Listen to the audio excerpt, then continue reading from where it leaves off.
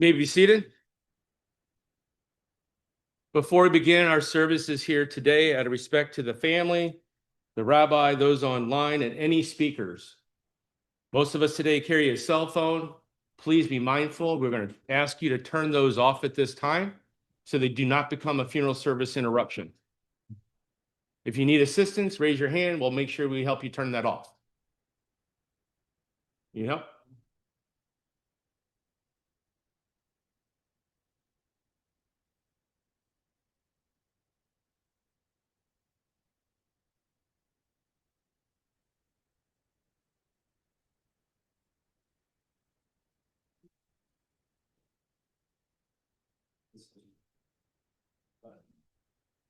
The other request I have in attendance of all of you folks is, friends, I'm going to ask to refrain from whispering to each other or making any comments while the service is in progress.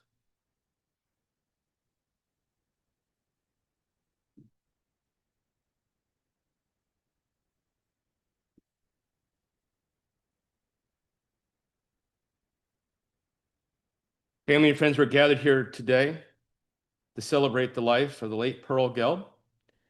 Officiating today's services will be Rabbi Avi Billet. Rabbi? Thank you. We're going to begin this service today with the reading of a passage from Tehillim, the first chapter. I'm calling Shelby Rosenberg, great grandson of Pearl Gelb, to please come and read the first chapter of Tehillim, Psalms.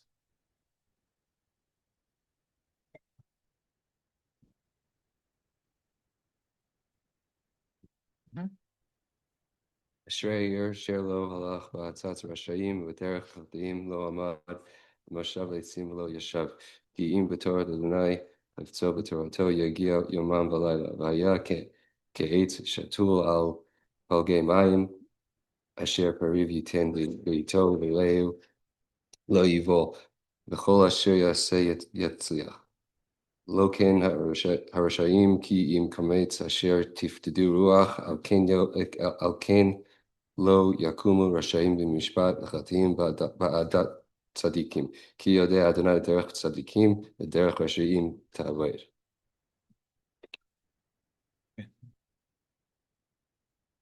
The chapter talks about a person who doesn't walk in the counsel of wicked, doesn't stand on the path of sinners, and follows the Lord's teaching day and night, and is like a tree planted on the streams of water, yielding fruit in its season, its leaves never withering, all it produces thrives. A more fitting line perhaps can't be found regarding Pearl Gelb, Chana Pinya Bas Yisrael Fruma, an incredibly special woman, a centenarian. She was a wife to the late Sal Gelb for over 74 years. And for her adult life, she was a mother, grandmother, great-grandmother, great-great-grandmother, and a sister for all of her life.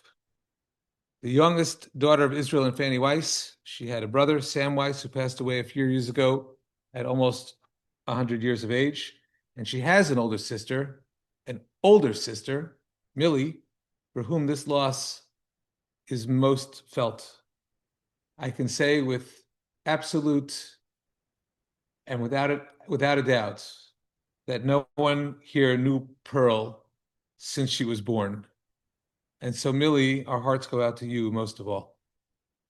Mourning for Pearl are her daughters, Marilyn Wallach and Lori Rachman, Marilyn's late husband, Lee Alav Shalom, and Yibad L'chaim, Lori's husband, Maurice, were like sons to Pearl, very devoted to her through many years of being in Pearl's life. Pearl had 6 grandchildren, who I'm going to mention along with their spouses, Carolyn and Moish, Stephen and Miriam, Ira and Batsheva, Robert and Amy, Adam and Carrie, Matthew and Sarah. She had 24 great-grandchildren and 13 great-great-grandchildren and counting. To her daughters, Pearl was Ma. To her grandchildren, she was grandma. and then it begins to get complicated.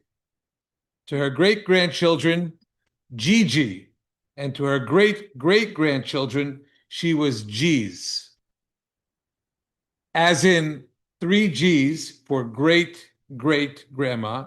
And for those who didn't know this, I had to clarify this lest anyone misunderstand. And I recall that at Sal's funeral, I had to clarify that though his family called him Bubby, he really was a Zaidi. We're going to have a few tributes to Pearl, given by her granddaughter Carolyn, her great-grandson Matthew Rockman, her great-grandson Matthew Rosenberg, and her great-granddaughter Sarah Wallach, and finally her niece Judy Dean. Afterwards, I'll share a few words, followed by one more chapter of Tehillim, and then the Kelmale, both of which I'll introduce when we're up to it. So in that order, please come forward, Carolyn. You are first, and everyone else can just follow. You've already been introduced.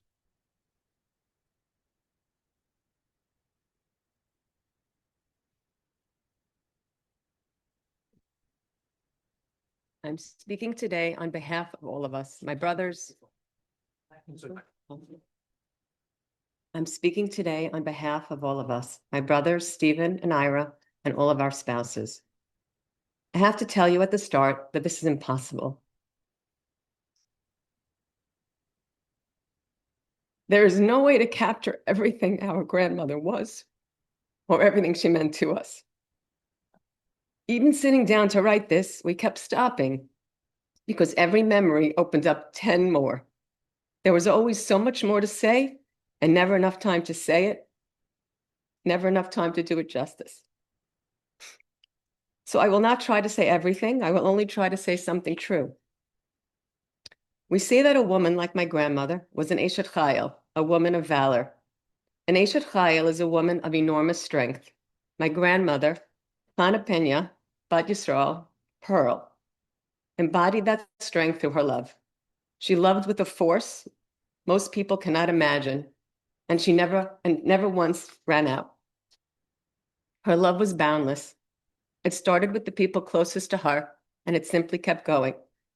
It started with her sister Millie, her big sister and her best friend.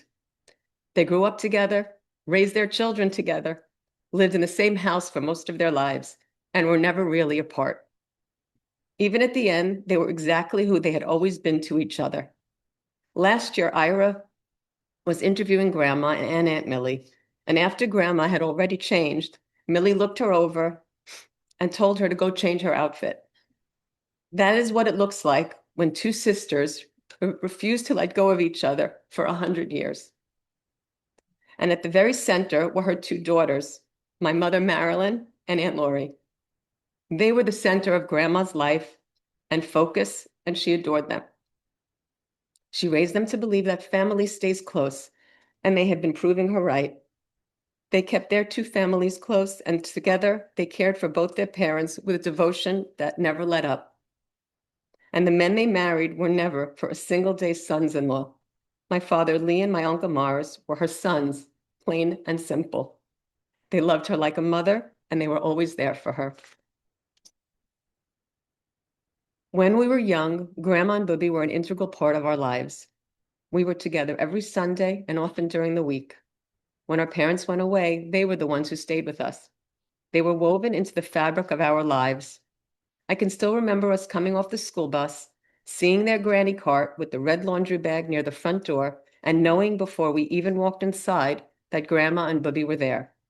That cart meant they had come, and a plain afternoon turned into something exciting. Later, when they moved away, the closest never broke. When I was a young mother living in Forest Hills, Grandma and Bubby were right there in the same building. Most mornings, I would go downstairs with Rachel to their apartment. We would sit there, talk, have coffee, and eat breakfast. The ordinary mornings were the gift. Grandma's love was boundless and kept extending as the family grew. The people who married in did not become in-laws, they became hers. On the phone, she would ask after our spouses and their parents and their siblings, people she had quietly adopted into the family years earlier. One of the ways she loved you was to bring you into her kitchen. When I was a child, I used to stand on a stool beside her on East 4th Street while she taught me how to fold Hamantaschen just right. If I did not get it, we would roll it back up and do it again. And somehow we always got it right in the end. There were countless afternoons like that, cooking with her, baking with her, just doing things together. I always felt special when she gave me that time. If you want to see what a life like that adds up to, look at her 100th birthday. Every descendant she had from wherever they were in the world found their way into one room. 3 of them flew back from Israel. Nobody said I can't. She had spent 100 years making each of us feel like the center of her world. And when it was her turn, the whole world she built came to stand around her. She loved people that way because she loved life that way. She had a line she used on us constantly. These are the best years of your life. She meant it, and she said it at 101. Last year, she told my brother she was getting older. She was 101, and she still felt young. When Stephen and I were kids, she would take us to the high school where she worked so she could show us off to her colleagues and friends. She was a young grandmother, and she stayed young. She had more energy than people a quarter of her age. I remember visiting when she was well into her 80s. It was 11 o'clock at night. I was exhausted and ready to collapse, and she decided it was the perfect moment to start a batch of Mandelbread. She was nearly 90, and she was not slowing down for anyone. She was always dressed, always put together, glasses off for every picture, still asking for her bagel scooped out well into her 90s. None of it was vanity. She believed that life was worth honoring and that you show up for it dressed for the occasion. Just last week, she told my mother and my aunt that she lived a wonderful life and had a wonderful marriage. She was eternally grateful and thankful. Which brings me to Bubby. Rabbi Billet is telling the story of how the 2 of them began, so I will only tell you what we watched our whole lives. She was his biggest fan. She put him on a pedestal the day she met him and kept him there for the rest of his life. The 2 of them loved to be together.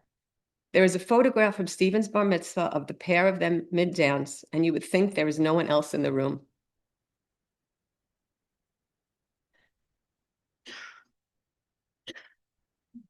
They were apart for 8 years. 8 years is a long time. 2 people who were never meant to be apart. So today, Tanya Pena Israel is back with Bubby. She is dressed, her glasses are off, and she is with her butch. Grandma, we love you and miss you.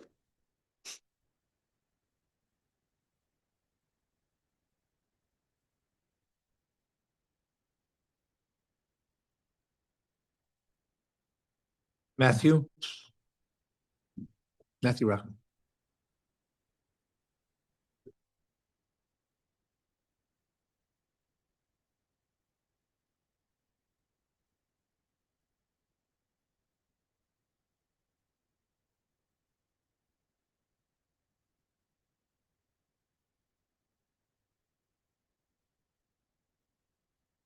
Sorry. So on behalf of my brothers and my family, I want to say a few words. So first, 102 years old. Needless to say, Grandma lived an extraordinarily long life, filled with family, laughter, music, and lots of love. And we could all only hope to be so lucky. When I think about Grandma, I don't think about one particular accomplishment or milestone. I think about the way she loved everyone, near and far. Anytime you spoke to her, she'd ask about this person and that person and that person and that person, because she loved everybody that way. But she really kept the family and Bubby and everybody close. She taught us what it means to love your spouse. As you just heard, never seen anyone love the way that Bubby and Grandma loved each other. In her eyes, he was always the smartest, funniest, most handsome man in the room. And their love was constant, something that we're all very fortunate to witness. She loved her family with that same intensity. The matriarch of a very big, close-knit family. And when you look around this room at her children and her grandchildren and great-grandchildren and great-great-grandchildren and all the spouses and relatives and friends, you can see the legacy that she really leaves behind. And if you knew grandma, you knew that love would often come with food, whether it was the M&Ms that made their way here in her honor, the mandel bread, a meal at the table, or simply making sure everyone had enough to eat.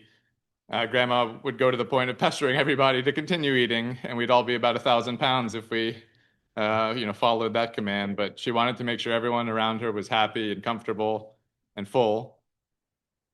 I asked my brothers and sisters-in-laws for some stories about grandma, and one that I thought was appropriate was her famous chocolate chip, which was a chocolate chip cake, rather, tradition of its own. My brother Adam reminded me that for a long time she wouldn't give us the full recipe for the cake. We would ask and say, "How do you bake that?" And she would kind of give pieces of it, and in her grandma way, sort of, yeah, shoo you along, you make it this way. But I think she loved that it was special to her and that we thought of her when it was made. And she kept her cards close to the vest because she knew everyone loved that cake. Eventually, thankfully she did share it with us and pass on the tradition. But looking back, that just felt very grandma was protecting the family and tradition before finally passing that on to everybody. Personal story, when I was a kid, I remember when my mom and dad were, when I was sick, they had to go to work, her and Bubby would come down and take me to Marion's Bagels. And in the car, she'd ask me questions and quiz me on things just so then she could tell everyone how smart I was and how I knew everything. Um, Looking back, those trips, were really special to me. And spending time with them in those days, something I'll try. She loved music and dancing and being around people. And you already heard about her energy. That energy was more than anyone, really brought to the room. I think when I came, I would sit and have Hayden dance for her to keep her happy. But she would love that and loves seeing what all the grandkids can do and just made everyone laugh and made every gathering feel special.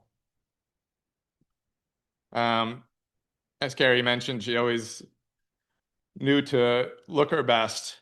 And Carrie, my sister-in-law Carrie and Amy reminded me that, she told them, always have your lipstick on before your husbands come home from work.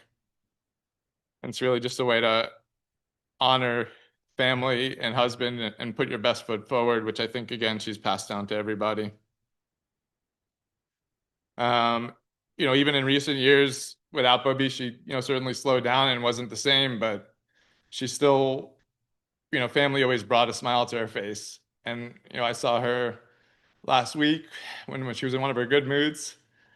And it was great to see her smile and talk about how much she loved everyone dancing and singing. And, it's hard to let her go, but she really lived a great life. And so I like to celebrate her and what, seeing her in that great mood was just a great memory to take away. Before I finish, I want to recognize the people who made it possible for Grandma to live with dignity and comfort and love throughout her later years. And Millie, her partner in crime, and we'll always be here for you. You're always here for her. And if you need anything, please, we're right down the street. We know how much you meant to her. You mean so much to us. My mom, Aunt Marilyn, my dad, Uncle Lee, all the family that has always helped to take care of Grandma, all of her caretakers. I'm just so grateful for you to make her last, I would say, few years, but it's probably longer than that, comfortable and happy.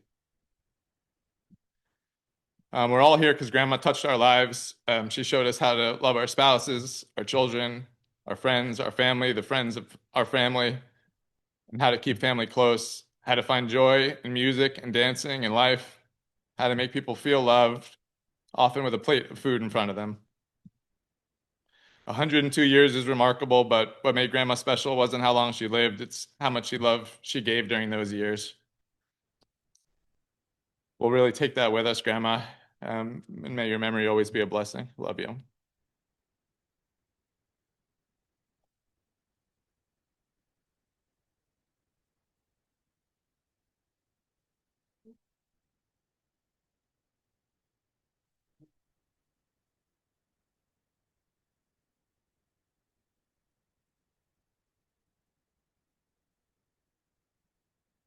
would like to speak on behalf of Jordan, myself, and my siblings, Rachel, and Yonatan, Shelby, and Danielle.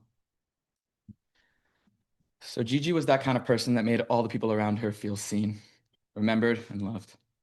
She came from a family that believed in staying close, literally. Growing up, generations lived together under one roof in Brooklyn, and even in her later years, she built the same world around her, living in the same building as her sister, Aunt Millie, and her husband, our Bubby, Zichrono Lebracha, and her brother, Sam, Zichrono Lebracha. That was who she was at her core. Family wasn't an obligation, it was everything. She had a simple wisdom that I've come to believe is actually the hardest kind to have. She didn't lecture, she didn't preach, she just looked at you and said, do the best you can. And somehow, coming from her, that was enough.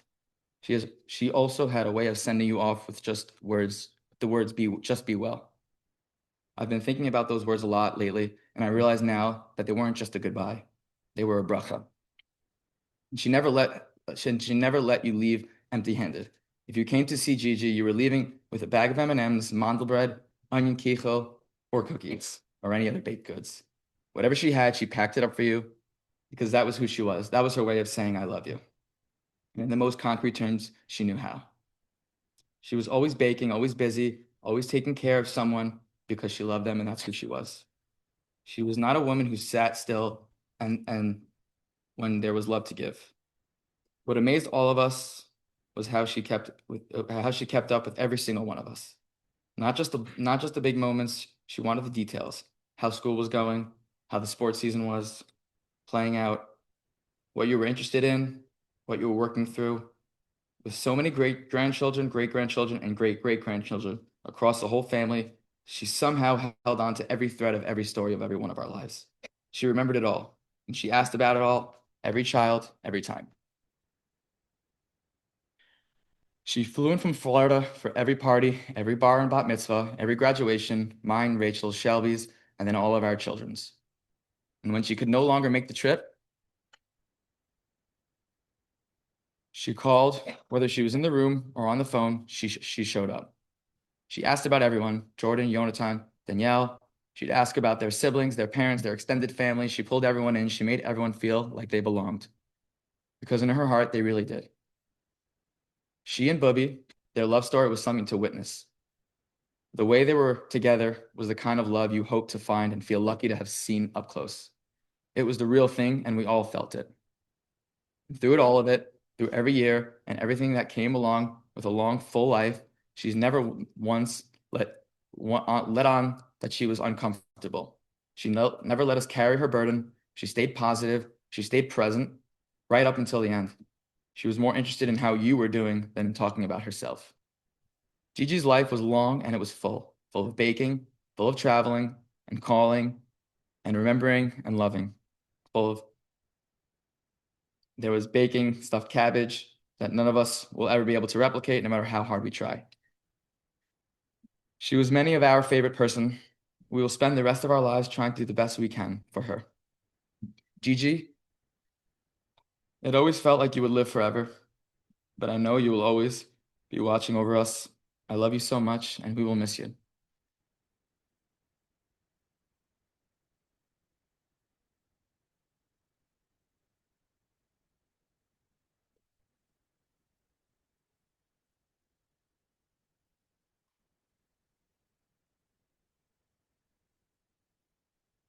Gigi and Bubby just went together. You couldn't say one without the other. They were everything you'd want in grandparents, or in my case, great-grandparents. And we all know how lucky we are to be able to say that. When Jacob and I were born, Gigi and Bubby were in Hawaii for a once-in-a-lifetime trip. When they found out about us, we were a surprise. They left Hawaii early so that they could make it in time to be at Jacob's bris. They would not have missed it for the world, because for Gigi and Bubby, a family simcha was the world. No matter how big or small, they would always try their hardest to be at any event in any of our lives, whether it was a small birthday party, a kindergarten graduation, or a bar or bat mitzvah.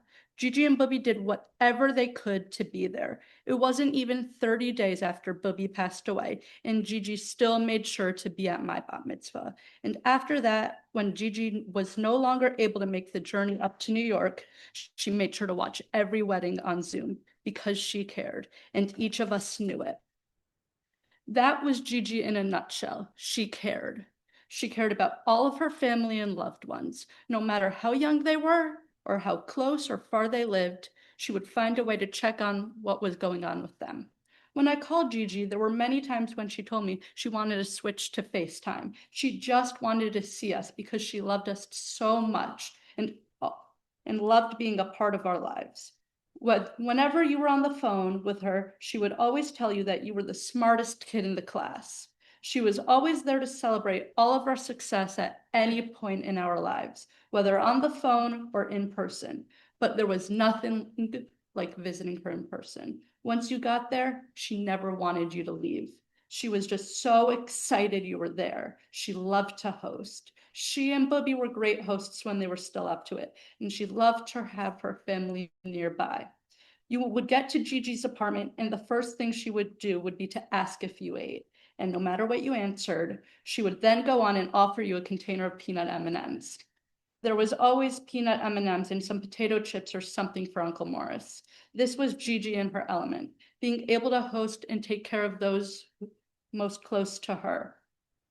The more I thought about Gigi as I wrote this, is the more I realized that it's not about the concrete stories, but more about how much she loved us and how she made sure to tell us that every time we called.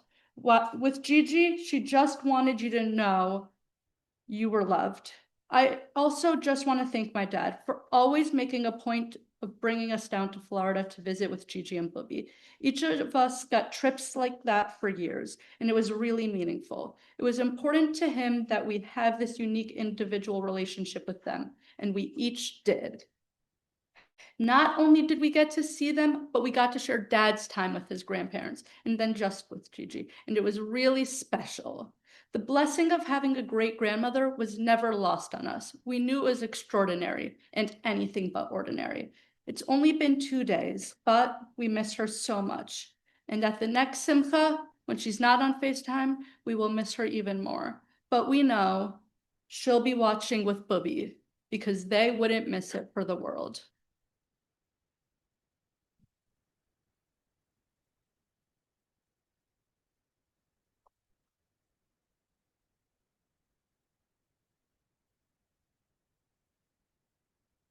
Last night I sat and wrote, but listening to everything, I might be ad-libbing this right now. But in my mind, I kept thinking, how was I going to honor my aunt and my other mom? And for Jeffrey and for Martin, she was our other mom. We lived in a house with my aunt lived down below, we were in the middle, and my grandmother was above. It was a fluid house, and we went up and down those steps. So should I start by telling you I always had a seat at her dinner table after I finished my family dinner? How lucky I was to be fed twice. Or should I talk about the second opinion of Aunt Pearl, who I had to go to and get her ideas of how outfit I would wear and hear what she would have to say. She always had an opinion. There was also the morning drive to Brooklyn College, where she would sing to me in the morning. I would be like, oh God, too early for me. But she was so peppy and light and full of life. And I could go on. There are so many special moments, but I would be remiss if I did not talk about how my aunt wanted me married.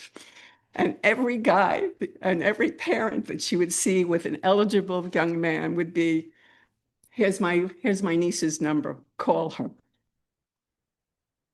Well, it did work out, but not through Aunt Pearl. My thoughts traveled to my mother and my aunt, two peas in a pod. They were inseparable.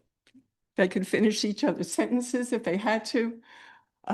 They would remark on each other's clothes. I can hear you, you can't hear me. You should be doing this, you should be doing that. It was remarkable to watch them. It was like watching a mirror but separated by a certain amount of years, but they reflected one another. And they reflected love, love for family, love for each other, love for everybody, their friends. I will always have fond memories of her, but I will miss her shining smile when I would walk in the door. I love you, Pearlie Mae, Aunt.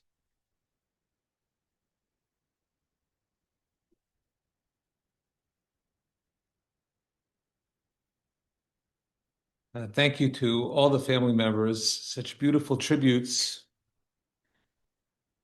I just want to share, as an outsider, rabbis at many different kinds of funerals, and when you see the people who are of usually grandchildren age talking about their deceased grandparent being the great grandchildren today, you all said it, but I just want to tell you from an outsider perspective that you are truly blessed in a manner that is not in a negative way, but the kind of jealousy that everybody hopes and wishes to have for their family.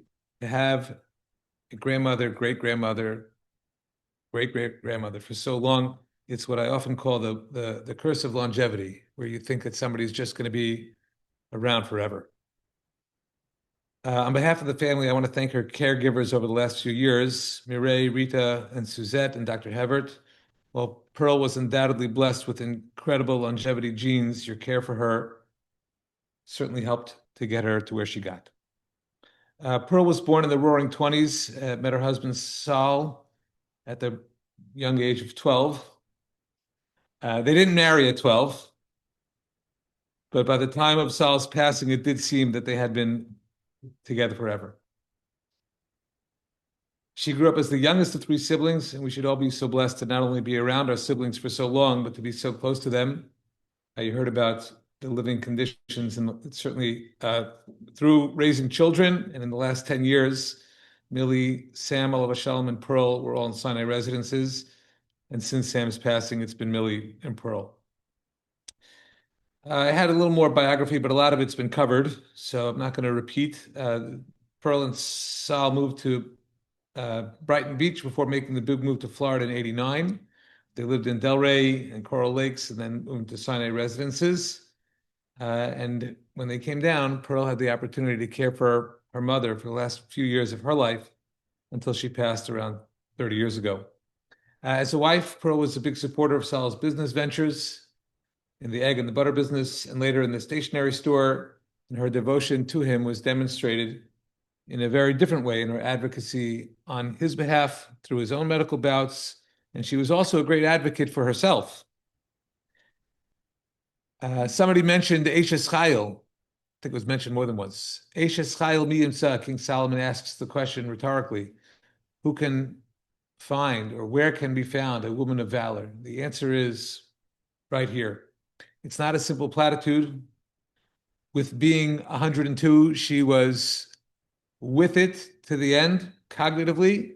She played canasta on Sundays with her daughter Marilyn and with Judy Shear. She played mahjong in Sinai.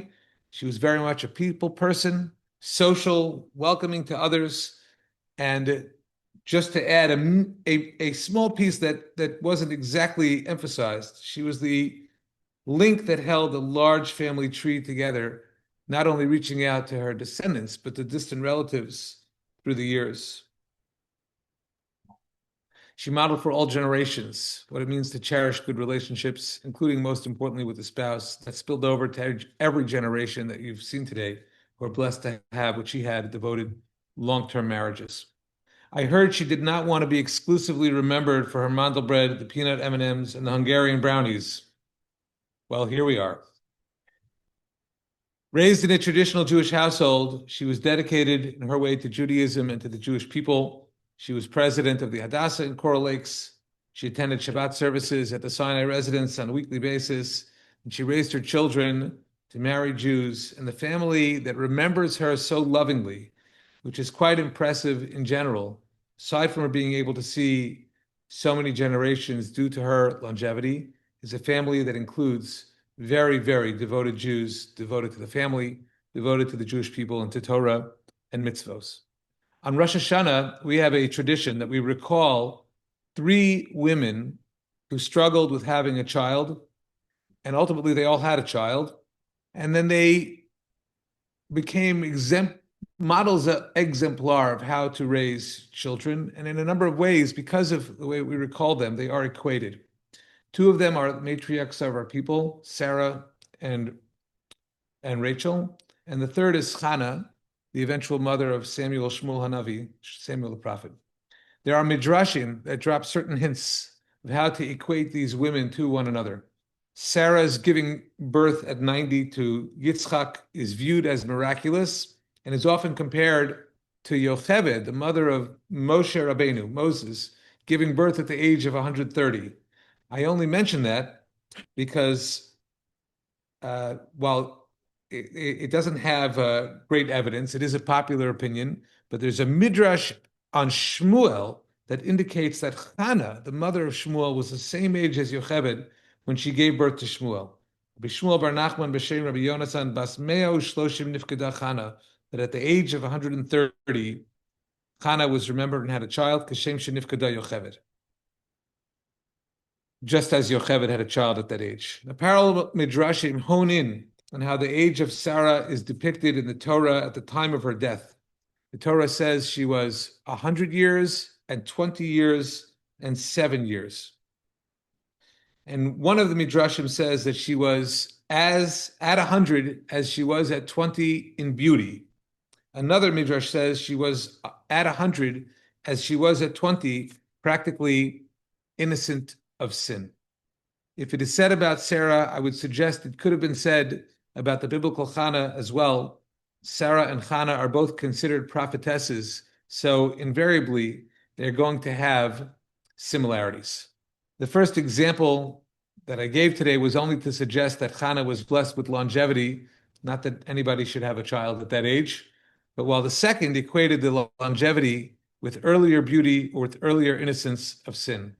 Pearl, whose Hebrew name was Hannah, was obviously blessed with longevity, and in many ways she lived a life similar to the biblical Hannah, carried herself well and with dignity, was beautiful on the outside and on the inside, had stellar midos, wonderful character traits, and ultimately raised a beautiful family.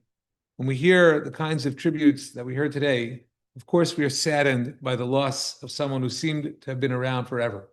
But we also have the opportunity to celebrate a life so well lived. As we mourn, we are also inspired. King Solomon taught us, Tov l'leches l'beis evel mileches l'beis mishteh, that it's better to go to a house of mourning than to a party. It's hard to understand that. One is sad and one is happy. Most of us would prefer, if given a choice, to be happy.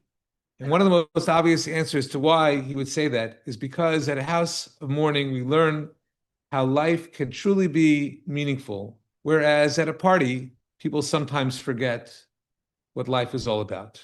Let Pearl Gelb's life serve as the reminder we all need of what can be achieved and what can be left behind. Tehei nishmata tzrura b'tzror chaim, may her soul be bound in the bond of eternal life. I'm going to call our great granddaughter, Lizzie Wallach, to read chapter 23 of Tehillim, Psalms, which I believe you have in a copy of this paper that may have been given out. You have it in the English, but Lizzie's going to read it and rock it in the Hebrew. Okay. מזמור לדוד, אדוני רואי לא אחסר, בנאות דשא ירביצני על מי מנוחות ינהלני. נפשי ישובב, ינחני במעגלי צדק למען שמו. גם כי אלך בגיא צל מוות, לא אירא כי אתה עמדי. שבטך ומשענתך המה ינחמוני. תערוך לפני שולחן נגד צהרי, דשנת בשמן ראשי כוסי רוויה. אך טוב וחסד ידרפוני כל ימי חיי, ושבתי בבית אדוני לאורך ימים. Thank you. I'm now going to call Moish Rosenberg, Carolyn's husband, to recite the Kel Malay. Please rise. You have her name? Her name, right? Yeah, right here. Kelmole rachamim shochein b'maramim. Hamitzei menucha nechona tachas al kanfei hashechina b'malos kedoshim utahorim. Kizoar harkia mazhirim l'nishmas chanak pina bas Yisrael fruma sha'alcha la'olama ba'avur she'eten tzedakah ba'ad haskara nishmasa Began Eden Taho Menuchasa Lachain Balarachamim Yastira Beseser Kanfav Leolamim V'yitzror b'tzoror Hachayim Es Nishmasa Adonai Hu Nachlasa V'tanuach b'shalom Al Mishpacha V'no Mishkava V'nomar Amen. We're going to ask family members to come help escort the coffin out as we are going to move on to the interment, which is going to take place at Eternal Light Memorial Gardens, 11520 State Road 7, Boynton Beach. If you go west on Atlantic Avenue and then a right on 441, you'll eventually hit Eternal Light. Shiva is going to be observed at the Gelb home in Sinai Residences, 21036 95th Avenue, South, and apartment A411. And the hours are on the card, which has been given. So we have a hard time for the burial. So we're gonna try to expedite our process of heading on out there as soon as and expeditiously as possible. Thank you, everyone, for your participation today. Family and friends, a couple announcements I want to make so this goes smoothly. In just a moment, you'll see my staff removing some of the chairs out of the middle aisle so we can escort Mrs. Pearl Gelb down the center aisle as we exit. But a couple of things I want to make everyone aware. First and foremost, when you arrived at the funeral home, we lined you up in a procession, okay? At the end of when we dismiss, please go directly to your cars. We're going to ask you to turn on your headlights and emergency flashers. We do have 2 motorcycle escorts or vehicles to lead us safely from the funeral home to the cemetery. For those of you that are not going in the procession, please do not attempt to move your cars. The parking lot is full. I do not want somebody to get in an accident, so please be patient. As Rabbi indicated, we are on a time schedule with the cemetery, so please allow the procession to leave first, then you're free to move your vehicles.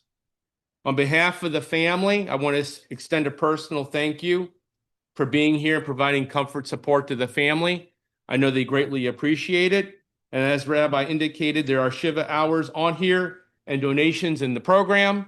Please, if you need that information, resort to your program. At this time, please remain standing. We're going to escort the casket down the center aisle.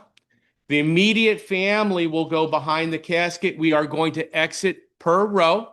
So we do this organized as we exit to the rear double doors of our building. Please remain standing.